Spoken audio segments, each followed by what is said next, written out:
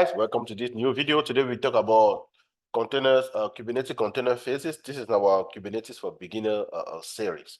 So what is container phase? So when a container is created, and we all know simple logic that a container runs inside a pod. So what are the life cycle of the container? So when the container start with waiting, the waiting phase, like the container is not yet running either because it is waiting for its image to be downloaded or one of the container it depends on has not yet started and ready, right? So you're going to have this waiting.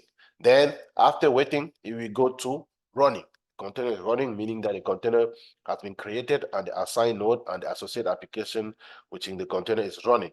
Then you are going to also have terminated, right? Terminated, the container has been stopped and it is either complete successfully or failed exit. The reason for terminating the exit code and the start of the finish time of the container will be recorded, right? So you're going to have that phase also like terminated, meaning that it has been terminated.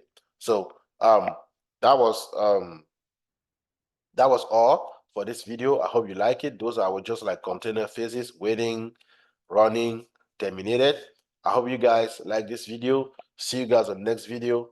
Thank you very much.